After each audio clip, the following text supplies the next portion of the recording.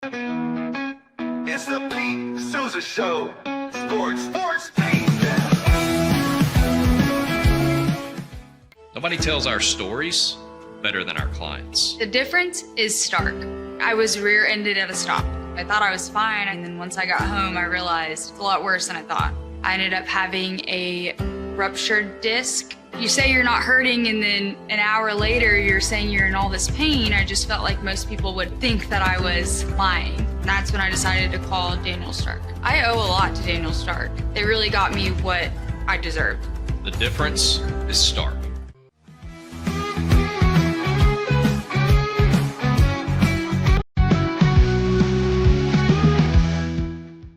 We definitely love our relationship and love Extraco. It's been an amazing experience. They made the PPP process easier. They were reaching out to me saying, what can I do to help you?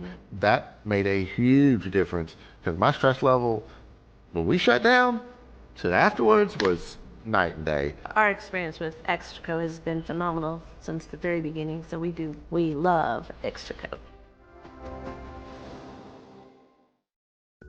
Tervis is all about staying hydrated with style and durability. You can trust Tervis tumblers to keep your drinks the perfect temperature, hot or cold, for hours. From the classic insulated tumblers to sleek stainless steel water bottles, each product is built to last and comes in endless designs to match your personality. Stay refreshed and express yourself with Tervis.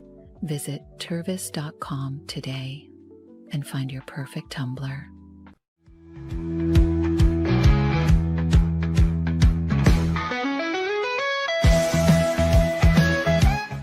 Since our founding, we've been revolutionizing hair removal with cutting-edge technology and a commitment to empowerment. The U-Like Air 3, launched in 2023, ushers in a new era of sapphire ice cooling technology, offering nearly painless hair reduction in just 3 weeks.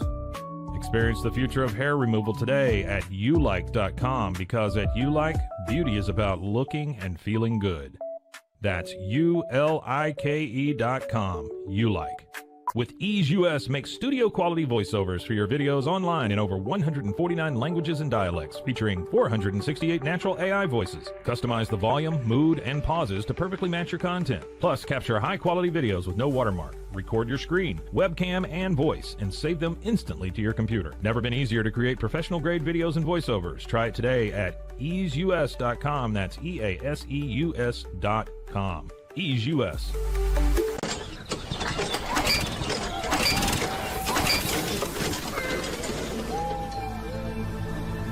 Just use AMP-Pace.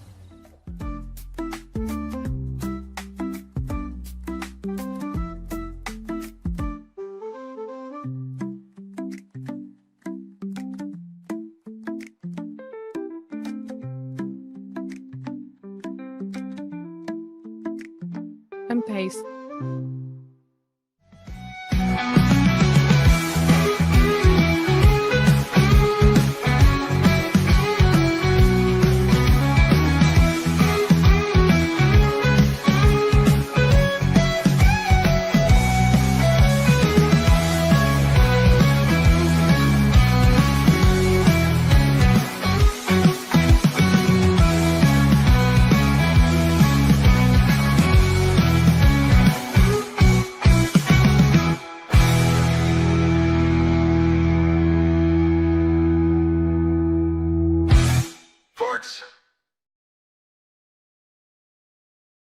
Hold on. There we go. The Pete Sousa Show. We are live in full effect.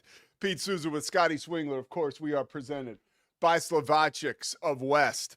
Our guy Ray out there taking good care of us and taking good care of you if you pop off of 35 and hop on and check out what's going on at Slovacics of West. I always say low-key sporting goods in there too, okay? Don't forget about that. You can get your Big 12 school, even if you like Texas and the SEC. We're so on them. But they got garb in there for you, but just stick to the kolaches if you really want to have a good time. Okay, it's a home run situation. Also, Sikora Family Ford, we are so pumped to extend our agreement and relationship with them coming up soon. We'll announce it officially, but again, I always say if you're in the market for a car and you don't want to get accosted, right? I have good friends who just almost got a car in the North Texas area. They had a terrible experience, right? You're not going to have that experience at Sequoia Family Ford. You may walk out of there and decide differently, and they're going to let you because they're normal, okay? But they also have an amazing selection of cars. You step on the showroom floor, and you just feel like, okay, this is a fresh situation. I trust these people, and they got a great selection of cars. Of course, Daniel Stark Injury Lawyers, right? We display them prominently right there with the mug. And everybody else who's a part of this joyride. We are having a real good time here. A lot to get to today. We're going to look into Scott Drew's first comments about the Rob Wright departure. Also going to take a look at Jason Kidd and the possibility of him coaching the New York Knicks and the Knicks situation and whether they overplayed their hand like they always do. Very possible. We're also going to talk to Murph Barton, Mike Barton Jr. officially, about the U.S. Open. The fans have spoken. That's you, by the way. I don't even know if we'd say fans, just, part of the Pete Sousa Show family here. And you love Murph. And I love Murph, of course, personally. And the guy's pretty good on air, too. He knows his golf. And we're going to talk about the U.S. Open. And outside of painting a picture for you on the tournament, we are going to give you some winners, baby. And that's what it's all about, right? Let's go. We'll wet your beak a little bit. Getting ready for the U.S. Open taking place in Oakmont, which is a tough place to play some golf. Not that I would know from experience, but Murph will tell us all about that. Man, one thing about human beings, I just want to just throw this out. We are barnyard animals. If you think you're not a barnyard animal, you're wrong. And the reason I say that is because I went first time in, I don't know how long, because of the way things lined up. I came home from the vacation and I was far away. So it was like an 8-hour flight coming back from Hawaii overnight. So I guess the last time I showered before this morning was, I don't know, Monday afternoon or Monday evening, right? And so I showered this morning and I really felt like I was a zoo animal, just like getting, it's amazing. We are animals, dude. And if you don't take a shower for a little bit and then you do, you are reminded of that. So hoping that none of you have to get even close to that experience. But man, I didn't sleep at all coming into yesterday's show. I slept maybe 10 minutes the night before because I was on a plane. So yesterday I was just in and out of sleep and got a great night's sleep coming into today. And that was cool that there was, no NBA finals on. But the finals are back in action tonight. The Indiana Pacers a 5.5-point underdog at home. They have got to get the win. And we'll check in with Scotty and talk a little Tyrese Halliburton here later in the show. And Scotty is primed and ready to go. But I want to start close to home with Baylor. And we have not heard publicly yet, at least, from Scott Drew.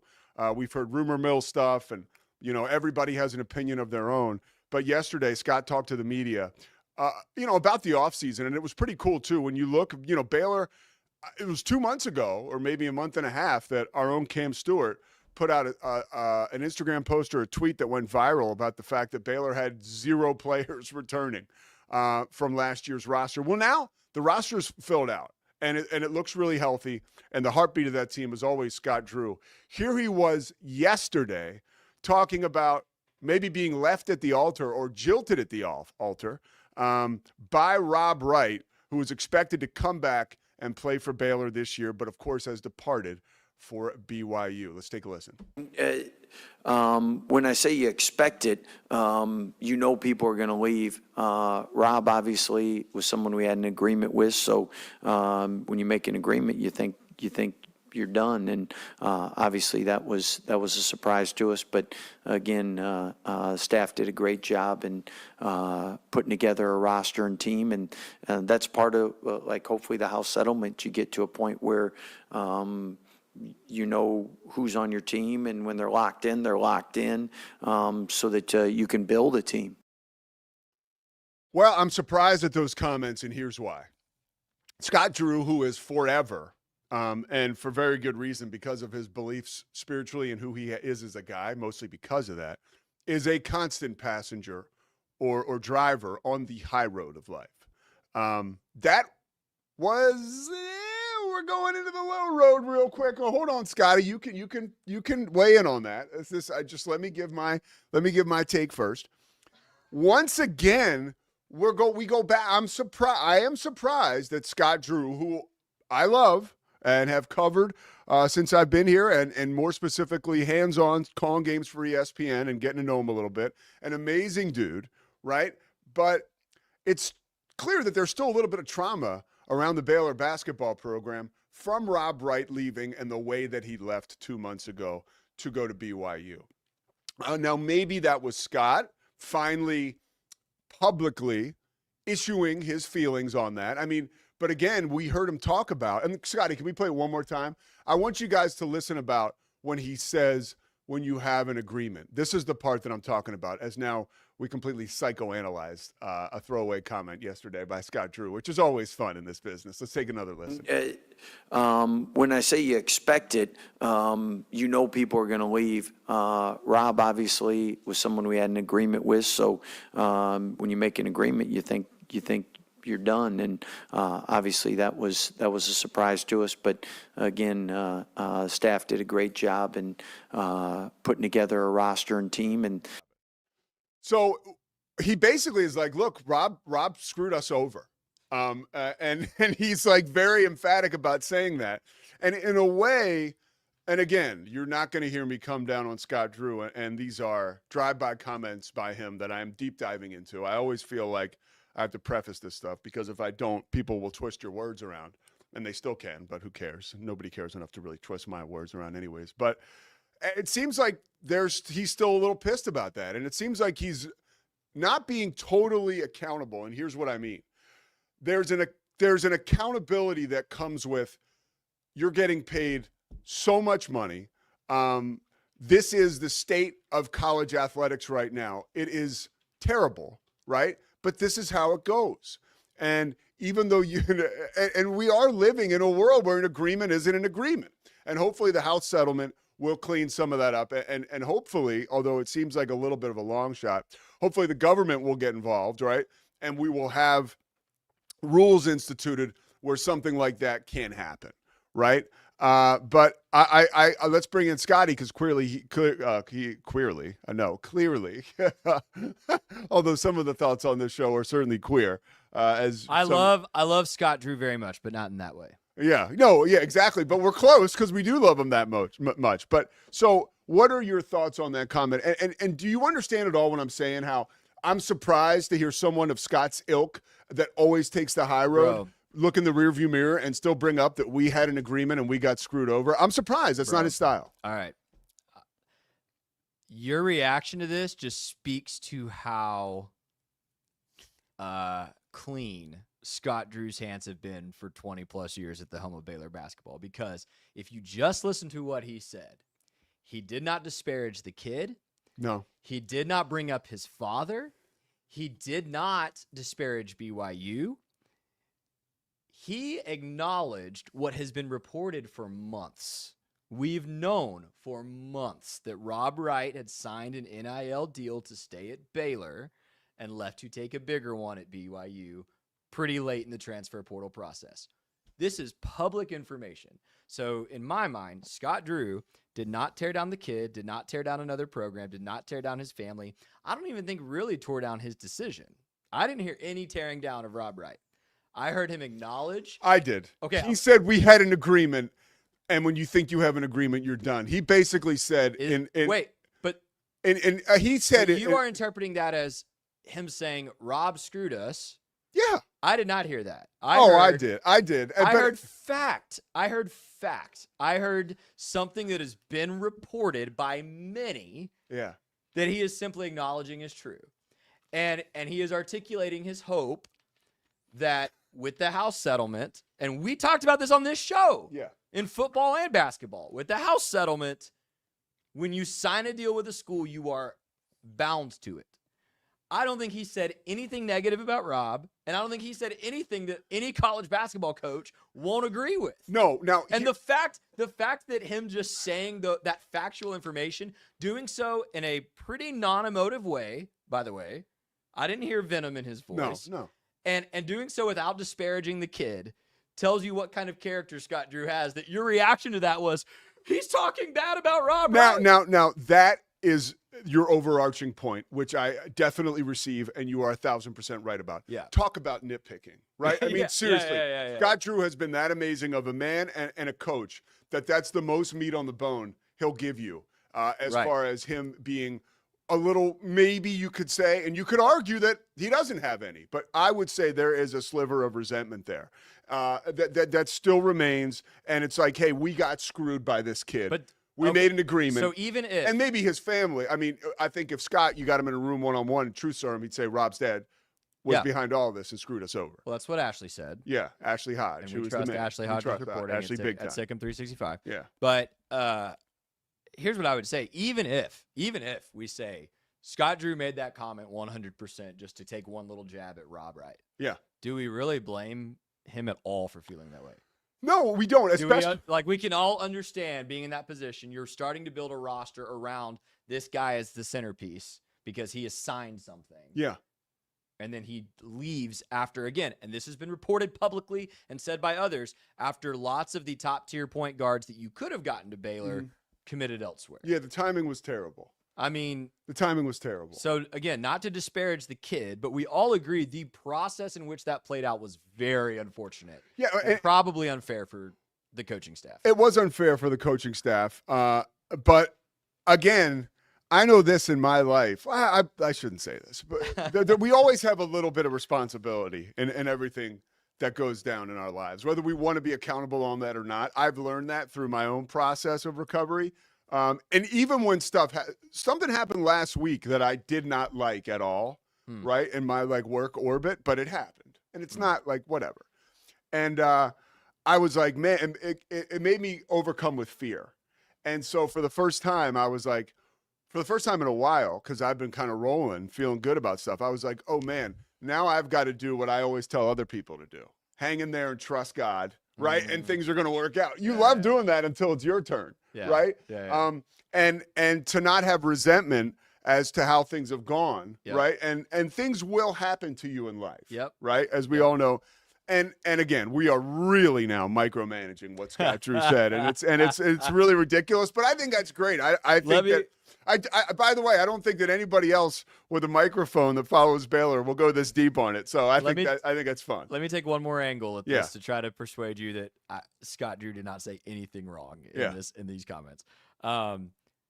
Knowing Scott Drew the way I know him, which is minimal, but I've observed him in personal situations outside of Baylor basketball. I guarantee you, the week that Rob Wright left, he did respond that way that you just described. Yeah. And I almost think him acknowledging this in this first presser right up front now gives him the room, if he's asked later, to say, I've already commented. Yes, I agree. So, because he knows, he's been in this game way long enough. It's going to get asked. Yeah. It's going to get talked about. We're going to get, when BYU's coming to visit Waco, he's going to get questions about it. And now he can say, hey, I've already addressed that. Yeah. I mean, he had to. And so I think the way in which he did it, which is to acknowledge the facts which have been reported, don't disparage the kid, don't disparage the family, don't disparage BYU, communicate some hope for your fan base that, hey, that's why this settlement just got done. Hopefully this doesn't happen in the future. Yeah. I think all of those things, he's checked the right boxes. I agree. And I'm about to say, you're right about something else too. Hold on, let me get them. So the Knicks totally have bungled this situation once again. Oh my goodness. Now, when you make a move of that magnitude after your best season in 25 years, okay? Yep. And you don't have a plan, which is not the Leon Rose version of the Knicks, right? It is the James Dolan version of the Knicks. And this is rearing its ugly head once again for the New York Knicks, and we're seeing it now. Jason Kidd has got to take that job for the Knicks, in my opinion, for this situation, for them to come out clean on this. Because publicly now, if Kidd doesn't take the job, they've asked to speak to Ime Udoka. No. Rockets say no. They asked to talk to Chris Finch. T-Wolves say no, right? And Jay Wright expressed through a conversation with Leon Rose that was reported by Seth Davis, that was predicted by us here last week, that he had no interest in the job. So now you're about to have gone through whoever is after Finch, right? Let's just say we're doing this, live here, but you're now at least onto your fifth or sixth choice, right? Right. After letting go a guy who, if he expresses that he wants to coach in the NBA again, Tom Thibodeau will be one of the first dudes up to For get hired any open job. for any open job. And Yep. again, it comes down to a numbers game at some point too. But he is actually so good that you could see an organization maybe usher somebody out the door with hopes, or probably, right, opposite of what the Knicks are doing, some sort of agreement that, okay, we have a plan in place. You were right about this. That without a plan, a direct plan, to have someone come and at least try to fill the shoes of Thibodeau and take them to that next level. It goes back to like the Pistons with, when they let Rick Carlisle go, who Rick Carlisle has shown us he is an elite coach, a Hall of Fame coach. Yes. But 20-some years ago, he had not shown that yet, but he had done a terrific job with the Detroit Pistons. But the Pistons felt like they needed somebody else to get them over that threshold. That person was Larry Brown. Larry Brown did that. But that was pretty well orchestrated by Joe Dumars and by the Pistons at the time, where they had a blueprint in place, right? They knew Larry Brown would take that job. Larry Brown is a slippery dude. He was probably talking to Joe Dumars, I can guarantee it, midway through that last season from Rick Carlisle. So here we are again, though, back to the Knicks with a situation. By the way, you're in trouble. I screenshot this, and this is my favorite. I hope Murph's on the line already to hear this, maybe. But he's not in StreamYard yet. Okay. But Bleacher Report reported this, right? And this is when you know the Knicks are in trouble. The Knicks reportedly have requested permission to speak to Chris Finch and Ime Udoka regarding the head coaching spot, but were denied by both teams. Per Ian Begley, okay, fine, and Mike Francesa, dude. When Francesa is back in the mix, old school WFAN guy, legendary sports talk guy, has relationships with James Dolan more so than he does with Leon Rose. I can promise you that. Mike and James Dolan have been in bed together for 30 plus years probably. So whether Mike wants to say he heard from James Dolan directly or not, that's fine. He probably did, or somebody very close to him. When Mike Francesa is breaking news around the New York Knicks, that is bad news, because the last time Mike Francesa was breaking a big story about the New York Knicks, it was him and Mad Dog Russo talking about Pat Riley sending a fax to officially resign from the Knicks. And that was in 1990 something. So the Knicks are back to Mike Francesa breaking news about them, which is like the last place you want to be. You've basically jumped in the time machine and are back in the 90s. So I apologize to you and everybody else. The Knicks have screwed this up monumentally. I was wrong. Zach Burke and I were on this last week. And listen, that was our point last week, right? It wasn't that Tom Thibodeau is absolutely the guy that gets into a finals, but it was who else is out there? Who are you going to get? Exactly. And that's what I was saying a couple weeks ago. I forget what brought this up a couple weeks ago when I was hosting the show, but I said it was Tom Thibodeau. I said there are like very few elite basketball coaches in the world. Like, I think that pool is tiny. Like, I think the pool of potentially elite football coaches is actually pretty large. Yeah. Basketball coaches, it's different. There are so few that have hit, like, there are so few who've actually won multiple championships. So few. Yeah. And you're not going to find that guy. Yeah. You're just not. No. And Thibodeau left Chicago. What have they done since? Yeah. Like Minnesota, you could say the same thing. I mean, they're Minnesota's emerging now, success, but that's Anthony Edwards more than anything. Big time. I would say. Big time. So I just think, is Tom Thibodeau ever going to win a finals? I don't know. Is he probably a top 5 coach in the NBA on any given year? Yes. Yeah, for sure. He is. Yeah, he is. And I think maybe you could say, and this is where we talked about it yesterday, and I used the most hyperbolic radioactive example ever, but Elon Musk and Donald Trump, and they're like just their ego war last week. Tom Thibodeau's got an ego. He's probably got a huge ego, even though he's probably a great guy. But when it comes to basketball, he's an old school coach. He's an old school coach, and he's a defensive mastermind. But it's like, how much is he going to give up offensively, or his control over the minutes these guys play? You would imagine if those are two things he was not going to give up a lot of control over, that could be a straw that broke the camel's back in New York. Now I'm just totally hypothesizing, right? Because I don't know. And I'm not Mike Francesa, apparently. All right, Murph Barton is the PGA version of Mike Francesa, an old school guy with some new school takes. Apparently, Mike is back in the hot take business too, and we love that. But Murph Barton is going to come up. We're going to give you some winners for the U.S. Open. You're going to want to stay tuned. We'll be back. Pete Sousa Show, presented by Slovacics.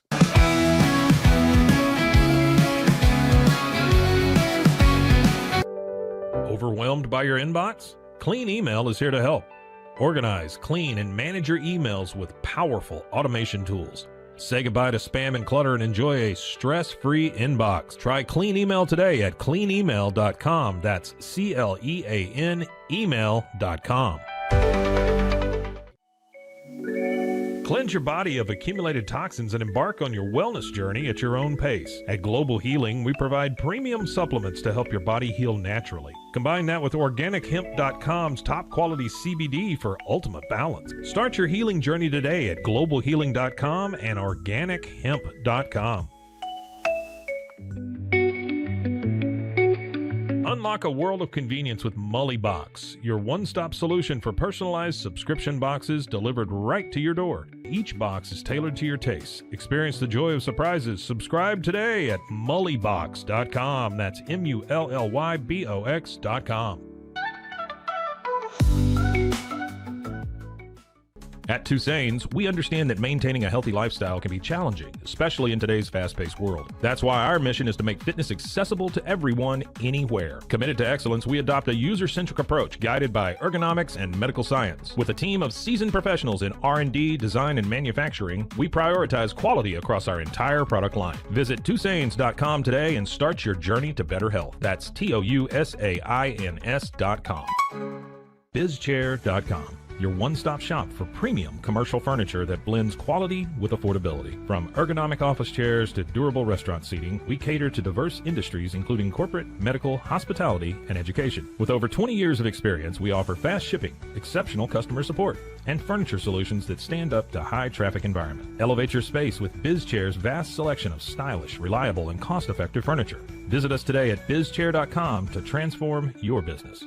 At Mitzi, we believe the right light can transform any space. Born from a third-generation lighting family, we craft beautifully designed, premium lighting that's made to be affordable. Inspired by Grandma Mitzi's eclectic style, we're on a mission to make high-quality lighting accessible to all. Whether you're updating your space or adding a unique fixture, Mitzi has the perfect design for you. Beautiful, well-made lighting without the high price tag. Discover your perfect light at Mitzi.com. That's MITZI.com. Mitzi. Founded in 1910, Samsonite is the world leader in durable, high-quality luggage and travel accessories. Made to the highest standards, our products won't let you down. We give you the confidence to get out there and explore. Inspired by the past, devoted to the present, and built to inspire a multi-generational future, Samsonite is here to elevate your journey. Travel with Samsonite and pack confidence every step of the way. Shop now at shop.samsonite.com. The grinder mentality that Randy and Brent Habert built into 44 Pro runs deep within our team. Every member shares a passion for the craft, the game, and most importantly, the player. When you step onto the field with a 44 Pro custom glove, you'll feel the difference. It's not just a glove, it's a 44 Pro. Crafted with dedication, made for performance, and built to last. Get your custom glove today at 44pro.com and experience the 44 Pro difference. That's 44pro.com, 44 Pro. Welcome to Kit Bag, the ultimate destination for football fans. Whether you're cheering for Arsenal, Chelsea, Manchester United, or any other top club, we've got your team's colors running through our veins. From official replica kits to custom player prints of your favorite stars like Ronaldo, Messi, and Kane, Kit Bag is your one-stop shop for all things football. Powered by Fanatics, we deliver to over 180 countries, ensuring you get the gear you need fast. For true football passion, think Kit Bag. Visit kitbag.com today. That's KITBAG.com. Kit Bag.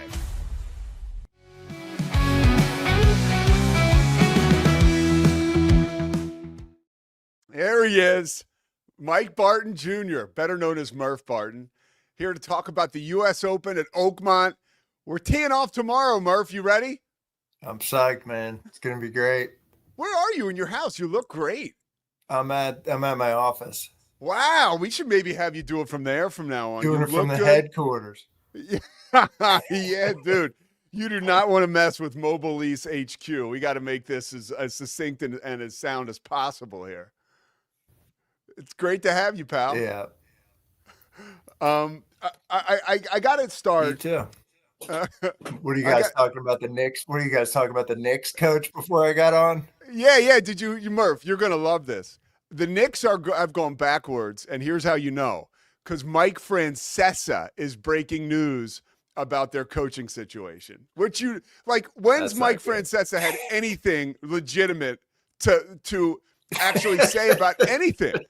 And he Right. reported that the Rockets and the Timberwolves both denied the Knicks access to their coaches, right? I saw that. Mike. Yeah.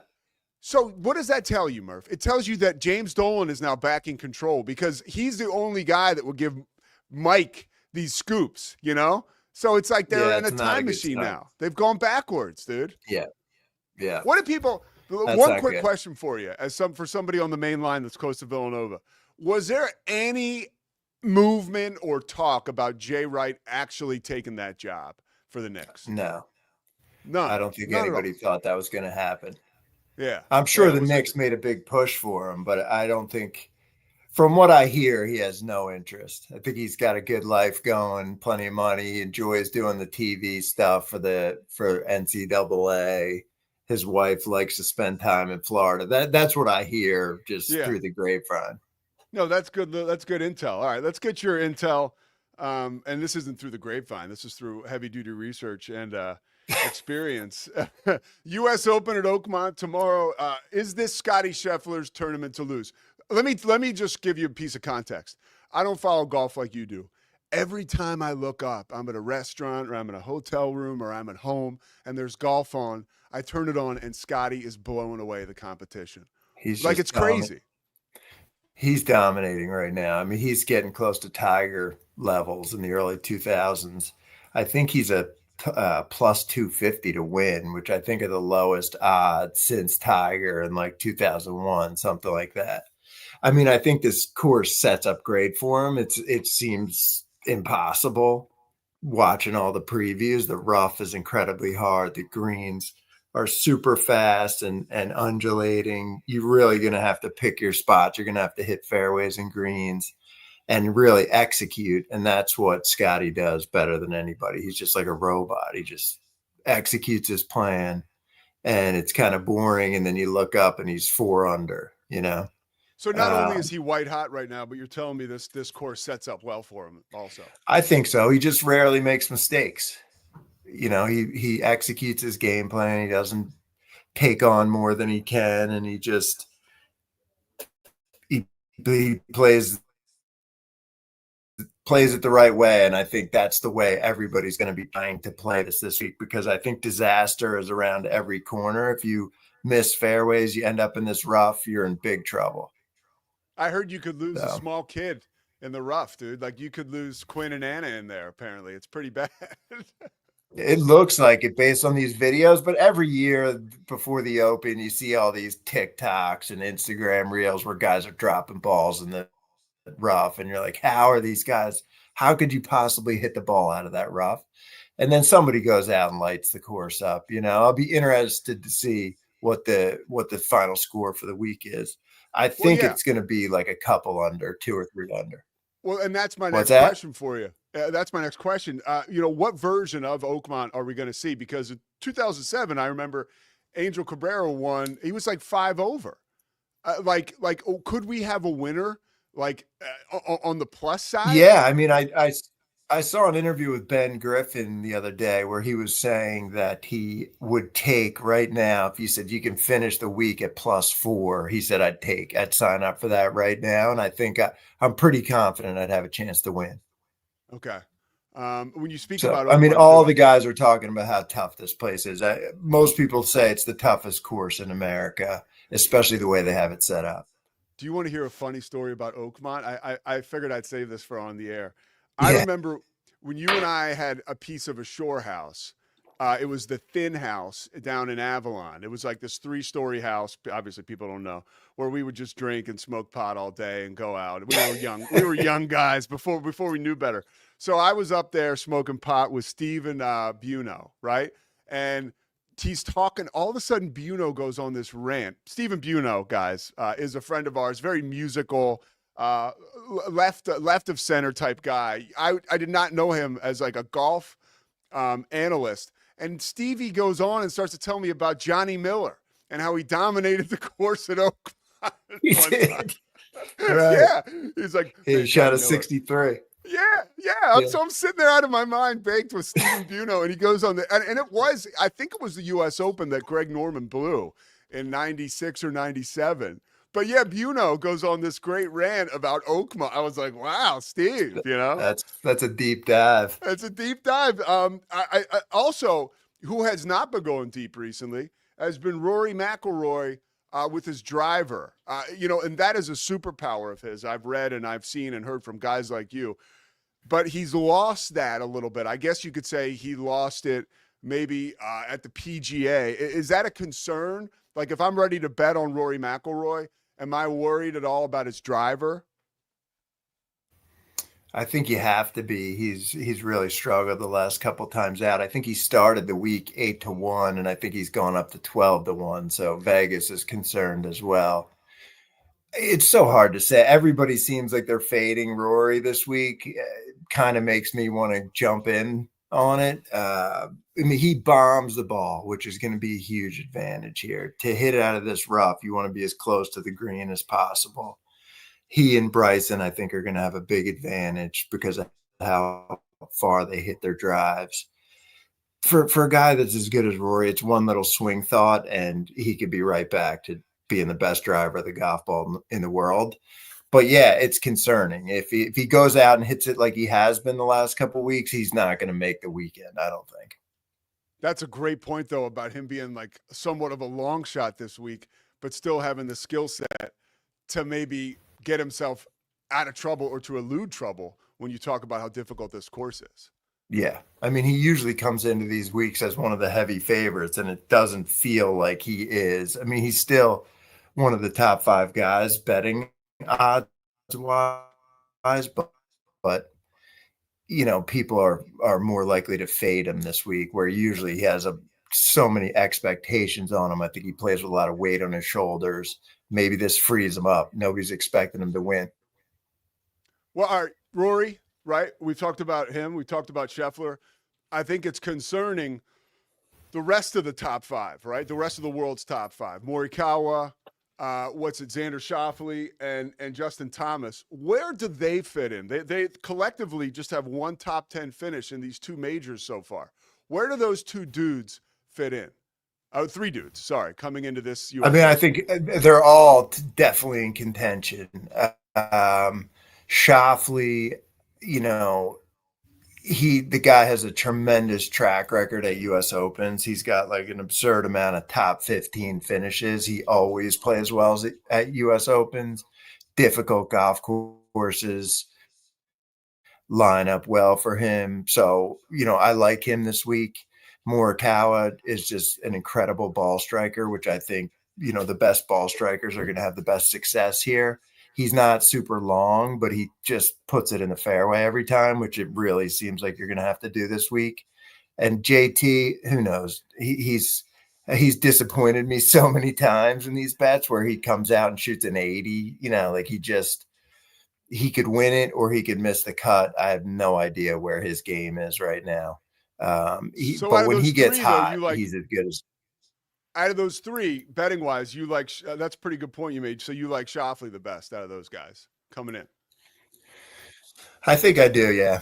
He always plays these super difficult golf courses well. He's got a tremendous track record at the Open, and if I had to pick one of those 3, he'd be my guy. What about like Cinderellas, as far as like if there is one that you think that isn't right top 10 right now or top 5 who we've talked about, is there a guy we're not talking about right now that could win people some money this weekend? I mean, I'm going to go. I think this is one of those events where anybody could win. Not anybody, but of the top 30 golfers, I think anybody could win. I'm going to put some money on Harris English, who's a bit of a long shot. He, in the last 5 U.S. Opens, has 3 top 8s. He won at Torrey Pines, which kind of similar. It's a long golf course with very difficult rough. He's just a steady player, good ball striker. I have a feeling he's going to play well this week. I also like Joaquin Niemann coming off Live. I think he's due to have a really good showing in a major. He's a really good, talented player, hits it a long way, hits it straight.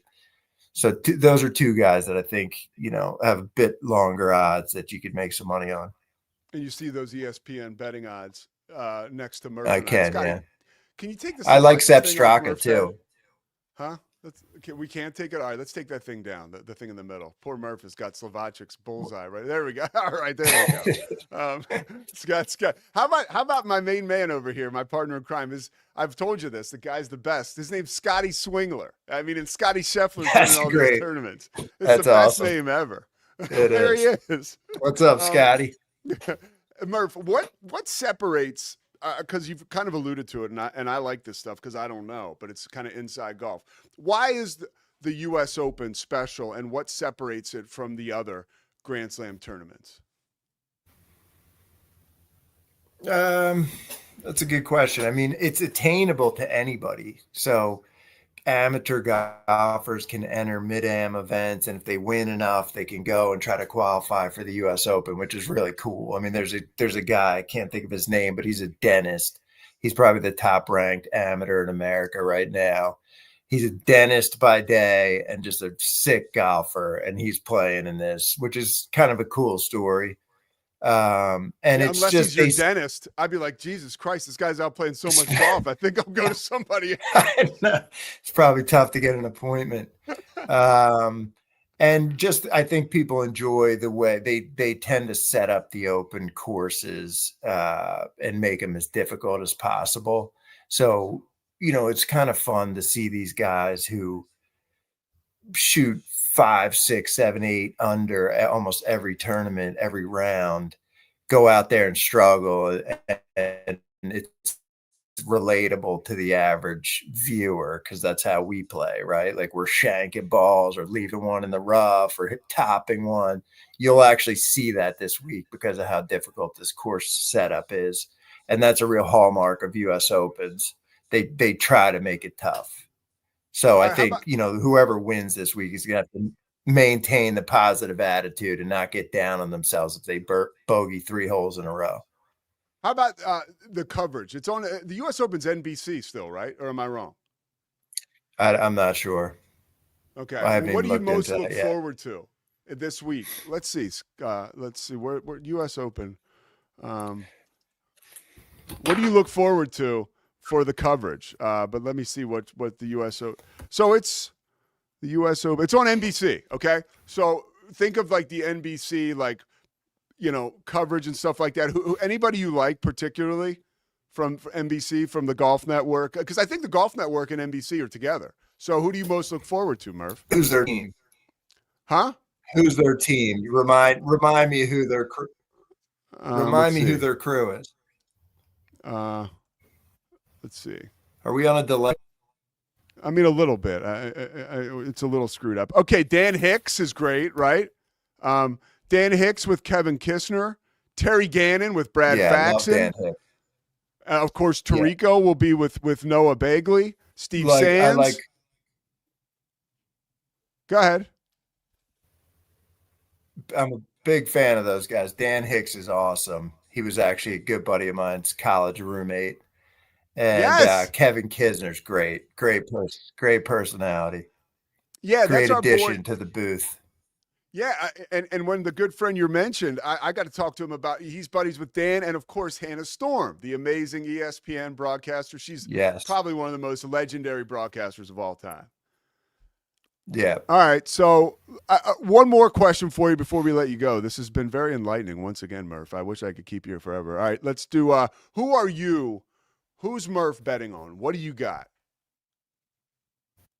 I like John Rahm to win this week. He had a great showing in the PGA. I think he ended up coming in second. He kind of faded down the back 9, but I think he seems locked in to me. He definitely has the game to win around a place like Oakmont. And look out for DeChambeau. I mean, he's got 2 U.S. Open wins in the last couple of years. He bombs the ball. He's strong. He can hit it out of the rough. He's a huge fan favorite. They love him at the Open. he's coming in. I would think he's coming in feeling really good about his chances. All right, Murph, we're always feeling good about you coming on and joining us. And by the way, this is kind of cool because last for the U.S. Open or for the PGA, I got to watch. I had money on Rahm coming down the stretch. And That I was got fun. to show up at your house. Yeah, it was fun. Well, guess what? Yeah. I'll be back home again. So I'll see you Sunday, hopefully, and maybe we can root Rahm to another one. Or this Let's time go. maybe. I think he's 12-1 again. All right. I'm going in on Rahm again. And you Me fooled too. me twice, though. You're out, pal. Me too. I'm going big on Rahm. All right, there he is, Murph Barton, joining us All right, right buddy. now. We appreciate Later. it, Murph. See you, Thanks. brother.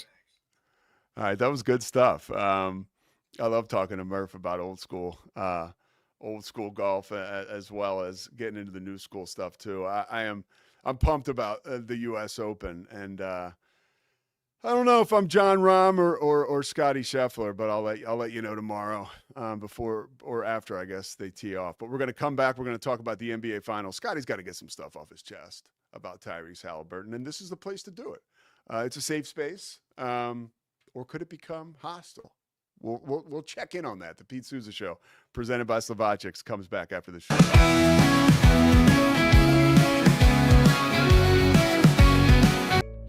Did you know nearly all stock price changes of 10% or more result from a single news headline? These news catalysts create trading opportunities every day. All you need is a little help to reach out and take them. It doesn't matter if your investment budget is small or big. All you need is Benzinga Pro and its powerful news alerts, price tracking, and portfolio monitoring. Subscribe now, and we'll skyrocket your portfolio today. OsleyMD.com. I've always had thin hair my whole life. It breaks off at a certain length. In the last 6 months, I've noticed it just really bad. I mean, you could totally see it. I wear a hat a lot. I tried several different products. My experience with the Bosley MD hair regrowth kit was amazing. It was easy to use. It let me take off my hat.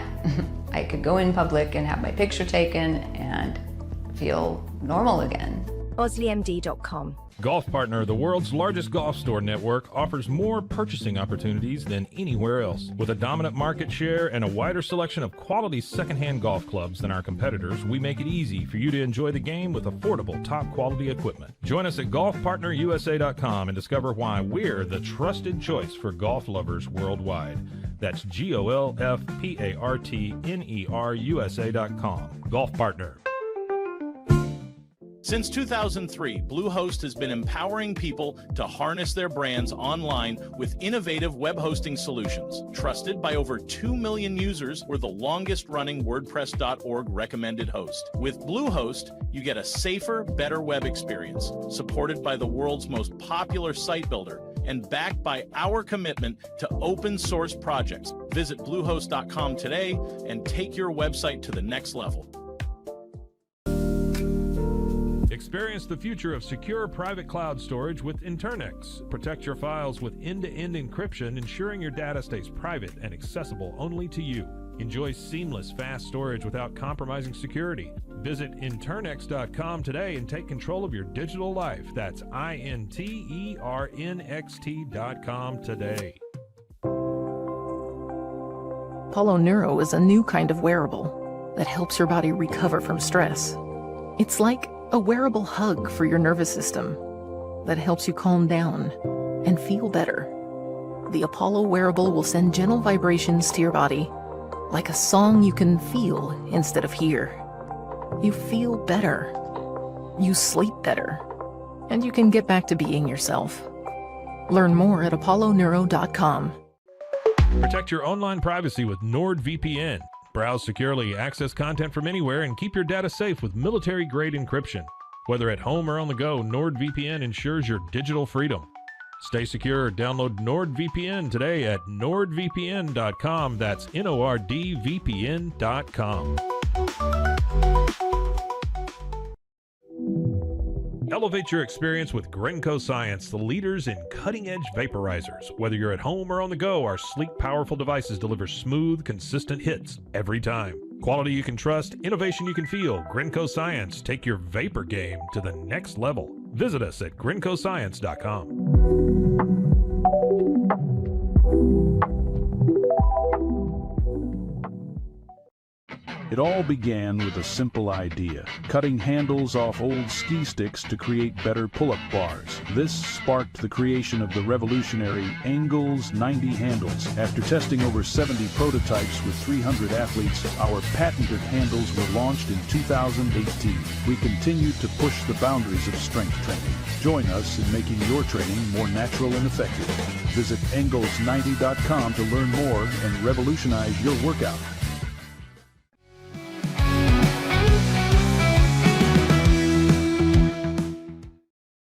All right, as we get into our NBA talk, I did see today that VJ Edgecombe is going to be in the green room at the NBA draft. Did you see that? I did see that. Which sets up well for him because he's a top 5 pick no matter how you slice it. So that'll be a lot of fun. And honestly, I think if his mom is there, she's super awesome from what I've seen so far. And VJ is like really just like the sweetest kid in the world. I think that like that should go over. It's going to earn him some fans. Yeah, I think it should go over very, very well. Like for whatever team drafts him, I think that they'll be happy at least from, oh, okay, this is an easy guy to get behind. Optics, yeah. Yeah, and you know what's funny is being that he was a freshman and he spent such a short time at Baylor, you don't necessarily get to know these guys like you do some guys that stay 4 years. But the little bit we got to know of VJ was awesome. He's just a good dude, and I think like, and that's most Baylor guys, right? Like Jacoby Walter goes to play for the Raptors, and I'm having dinner with my buddy Matt Devlin, who calls Raptors TV, and like guy can't say enough good stuff about Jacoby Walter, and also can't say enough good stuff about Jamal Shed. But we already knew that because he spent 4 years at Houston, so we got to know him a little bit, right? Yep. So Jacoby is a great dude too. What are you about to say? What's the phrase? Something reflects leadership. Why am I forgetting the phrase? I don't know, but you're screwing us by not remembering. I'm so sorry. I'm so sorry. It reflects. Going back to our first conversation today, the character of those guys reflects leadership. Well, of Scott Drew in particular. It does. Hey, what are our guys saying? Anything? I was gonna say we gotta give some love to. Let's give some love to our Scotty boys, B. Bear the Truth and Scotty B. Been chiming in on all this stuff. First of all, I agree with Bear the Truth, but I've told you this before. Wearing a Texas Tech shirt on this show while we're talking love for Scott Drew is a little odd. Hey, look. I'm a Big 12 guy, and I'm also a huge Grant McCaslin guy. Yes, and, fair. And Grant is, by the way, tree, baby. Grant and I share the same fashion taste because one time I was talking to him, this is 2 years ago, before a game, we were at a shoot-around, and he was like, hey, how do you like those collars shirts? It was like this brand. And I was like, wow, Grant McCaslin's asking me about like this shirt? I was like, I love him. And we talked about him for a little bit. And then I had gotten this online, and I've seen Grant wear it since then. Of course, it was probably given to him by somebody at Texas Tech. Y'all cute. I think Twins. I think Grant has great fashion sense and taste. So and he's talk about an easy guy to root for. Absolutely. He's staring down the barrel of winning a national title soon as Texas Listen, Tech. I cannot tell you how much I abhor that two of my very favorite coaches in the world, Joey McGuire and Grant McCaslin, are both at Texas Tech. That's amazing. Makes me sick. By the way, because I hate Texas Tech, but I love those guys. What about? Let me ask you this question before we get to Halliburton. Joey McGuire, I don't know if it's on purpose, if it's something he's trying to do, but he's always had an amazing personality. But he's putting it more out there on social media. Have you seen his tweets lately? I am not on social media hardly at all, so, believe it or not. But you're a Twitter guy, dude. I am on Twitter, if anything. Yeah. So he's just he's a little feisty. He's a little. Well, he's always been a little feisty. But now he's more like on a public platform on social media. Like he was going after what's our guy T-Rex? Yeah. Right. T-Rex was tweeting about the fact that he had a picture because Baylor beat the brakes off of Texas Tech. Yeah, we did. In Lubbock last year. So T-Rex tweeted a picture of no fans being at. Oh, I saw that picture. So I saw that photo. So in T-Rex, I'm sorry we don't have the picture, but he's got like a monster like outfit on. Every game he goes to, he wears like this bear head thing, and then it's this this mask. I'll read Joey's tweet. It's this mask. Because I sent it to Scotty, so I know it's right here. I got quick access to it.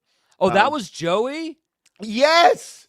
That's my point. Holy crap, dude. I saw that tweet and I laughed at it and I didn't even No, notice. it's not Joey McGuire. Okay, it's a fake Joey McGuire. You got burned. This is why you don't believe anything that's on Twitter. They're all fake accounts, Pete. Do you know what the name of the account is? What? Suck my Dak 4.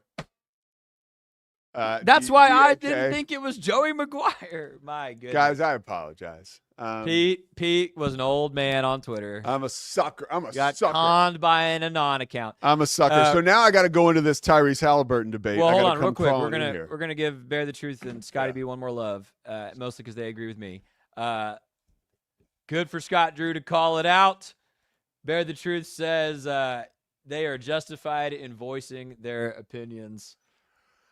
Those are 3 hardcore Baylor guys here, but we all think Scott Drew said what he needs to say, baby. Okay. Again, I can be persuaded. I will say, and I will die on this little mountain I've made out of a molehill, that Scott Drew is still pissed about that somewhere inside, and we saw it come to the surface, which is very much not like him to show any sort of, I don't know, it just is. In my time, it's just not like him. All right, let's get to Tyrese Halliburton. Tonight, by the way, your superstar and his team are 5.5-point underdogs at home. He's not my superstar.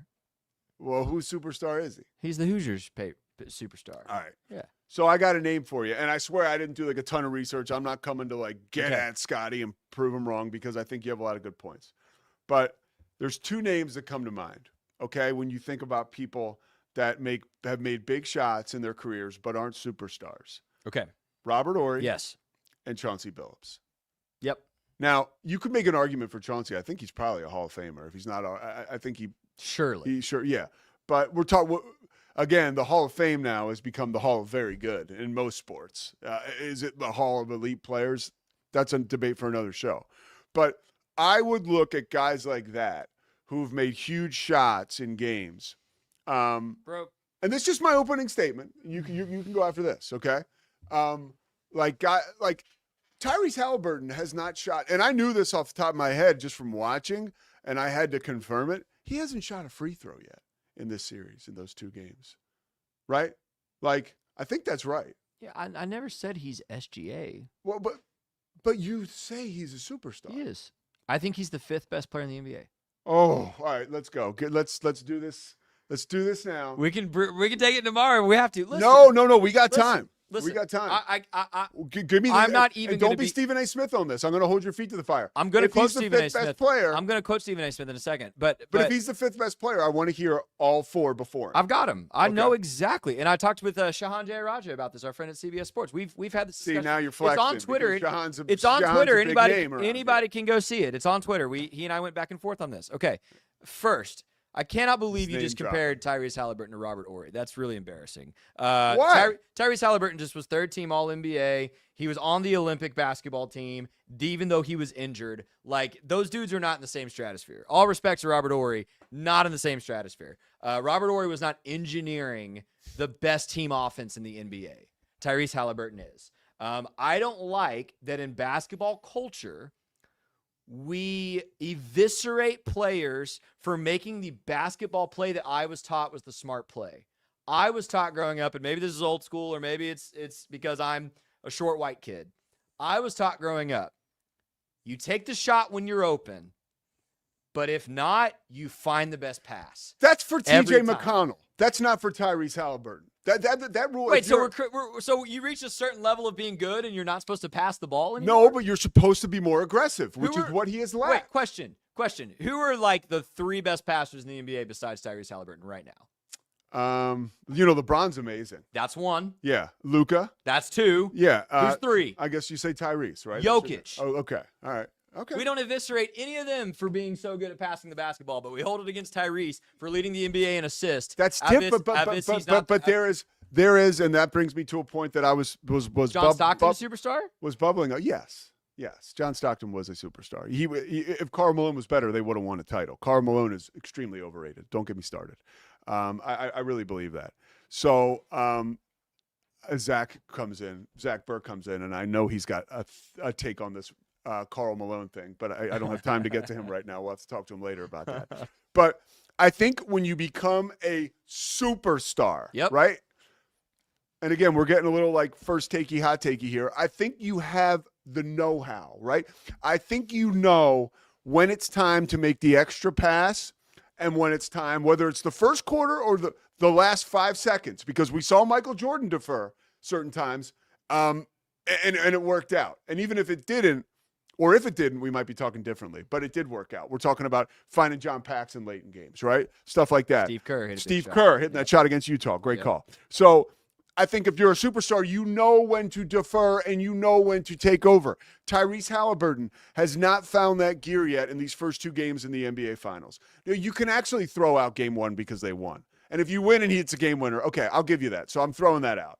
But it has. Let me argue against Tyrese Halliburton by throwing out the thing that he accomplished in the NBA playoffs that only has been accomplished previously by Michael freaking Jordan. I'm throwing that out because I'm saying it helps your argument, not mine. Of course it does. So forget that. But even in game 2, he had 5 points over the first 3 quarters and 12 in the fourth.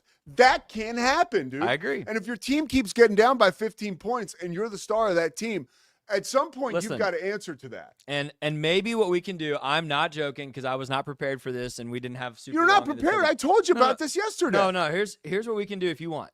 Let's go find all the times Kobe Bryant scored low in the playoffs. Let's find all the times LeBron had a bad game. Let's find we eviscerate him for having a poor game. But you can't. The dude is. This is what I heard Stephen A. Smith say today. This is and by the way, he's on your side in this. But then he said this, and I'm like, what more do you want from a kid? Okay, he said in these playoffs, shots with under 15 seconds to go when you're within tying or taking the lead distance. Halliburton is 5 for 5. Yes. The rest of the NBA players are 6 for 24. Okay. And that is not luck.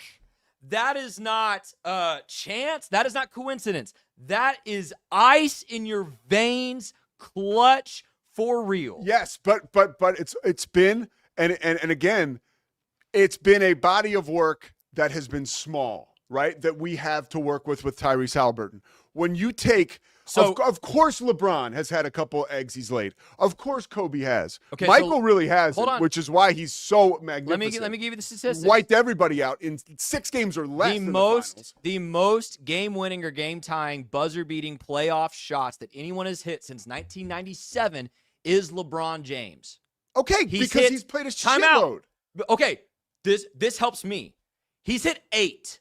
And he's Tyrese played has a hit crap. 5. He's hit a crap ton. And Tyrese hit 4. One of those 5 was under 15 seconds. Yeah. It was not the buzzer beater. He's hit 4. He has gotten half of LeBron's in one playoff run, and you were arguing that he's got to take it to the. He's got to take it to the finish line. He's got to take it to the. We've finish got line. 5 games left. We'll find it. We could only have 3. That's my point. Ugh. We will see, and this is why all this stuff. And it is a blast doing this. It is especially a blast. with somebody as knowledgeable as you. This is a blast. But this is why all this stuff, and I'm not trying to make you not watch anymore because we appreciate it. But they play the games for a reason. That's right. Like we're gonna find out. We are, and that's the best part about sports. We will find out here over the course of the next 2 weeks. The way the NBA goes, I feel like it's going to be a month till the series ends. But whatever. Let's just acknowledge. If the Indiana Pacers win this series. Yes, he's a superstar. No question. It will be because of Tyrese Halliburton. Yes. And he is defeating the league MVP and the number 1 team in the league. There's no question. Okay. Yeah. And I also just want to say, because you asked earlier, and I'll back it up. My top 5 in the NBA, in no particular order, the top 4 to me are a wide gap ahead of everybody else. It's Luka, it's Jokic, it's Giannis, it's SGA. Those 4, I would take Tyrese next. Who's 6? Probably Anthony Edwards. Okay. That's a pretty legit list. Thank you. Yeah. It is. Yeah. Because even if you're talking about LeBron and KD, it's all fun and exciting, but I think LeBron's still top 10-ish. Yeah. Like, but what Shahan said on Twitter as we were going back and forth on this, I think is really good, is he agreed with me. He said, yeah, I think those top 4 are a wide gap ahead of anyone else. He goes, but what's fun about the NBA right now is there's about a 5 through 16 who are all really close. Mm-hmm. Brunson's in that category. Brunson. Jason Tatum when healthy in that category. Like, yeah, I think a lot of people would say Tatum is better. That was better Shahan's initial response as well, actually. Yeah. I think you'd have to say that. And you make wait. So come on in, Mike. We're this is not actually done a fascinating discussion, Pete, about what you value in a basketball player. Yeah. Okay. and I'm going to piss Cam Stewart off. Jason Tatum, yes, better scorer than Tyrese, better numbers over his career than Tyrese, longer career so far than Tyrese. He has an NBA ring. Like, all love to him. Yeah. What does everybody crap on Jason Tatum for? Not being aggressive Shrinking enough? in the clutch? Yeah, yeah. And what does Tyrese do? It's yeah. what do you want, right? I want the guy who leads the league in assist, engineers the best team offense in the NBA. Just, by the way, was the first player in NBA history to go 35, 15, and 10 with no turnovers in the postseason, and is 4 for 4 on game-winning shots this postseason. All right, That's who I want. We're going to find out. That's who I want. All right, there you go. We are. Let me write the movie. Yeah, no, well, the movie's writing itself, and that's something you posted about. Look, make sure you go on to the Pete Sousa Show page. Watch all the stuff that we've put up here. Scotty and I work hard on this. Again, like I would tell Scotty to stop getting into Twitter wars and focus on his job if he wasn't kicking ass at his job, but he is. Because every time you turn around, he's in another fight with Shahan Jayaraja or Matt Mosley. No. I want to be clear. At 2 in the morning. Him and Mosley are going back on tweets at like 2 a.m. I want to be clear. I was fighting with you just now. Shahan and I were having a civil conversation. Yeah, well, what about you and Mosley? I mean, you and Mosley's just taking. No, you and Mosley are arguing over like the third best running back in 2006 for the Baylor Bears football team. Mosley's just picking on me, man. And he's allowed to do that. That's I cool. think Mosley likes you, which is kind of cool. I like him too. We love Matt Mosley. All right, that's it. We're going to wrap it up here on the Pete Sousa Show. We are back tomorrow. By the way, Jana Van Geitenbeek, Baylor women's basketball player, going to join us again tomorrow. We're going to catch up with her, find out what's going on with her offseason. I want her to weigh in a little bit about women's basketball and some of the rivalries out there, how she feels about them. Jana is more of a person to talk to. She's not like a sports analyst expert. That's not what she would say, but she certainly is a card-carrying member, is one of the best women's basketball players on the planet. So we want to talk to her about this stuff, as she's got one more year left at Baylor. And is coming back from a knee injury. So we'll get personal professional with her. And we'll be back tomorrow with more compelling content. The Pete Sousa Show, presented by Slovacics. We'll see you. It's the Pete Sousa Show. Sports. We definitely love our relationship and love Extra Co. It's been an amazing experience. They made the PPP process easier. They were reaching out to me saying, what can I do to help you? That made a huge difference, because my stress level, when we shut down, to afterwards was night and day. Our experience with Extra Co. has been phenomenal since the very beginning, so we love Extra Co. Nobody tells our stories better than our clients. The difference is stark. I was rear-ended at 70 miles an hour. I was injured, had a concussion. The insurance company, they delayed. They were playing games from the initial conversation. They weren't going to help me. The biggest thing I learned through this is that you can't go through this alone. I called Daniel Stark. They were going to help me, and everything was going to be all right. Daniel Stark got me 10 times the insurance company offered. The difference is stark.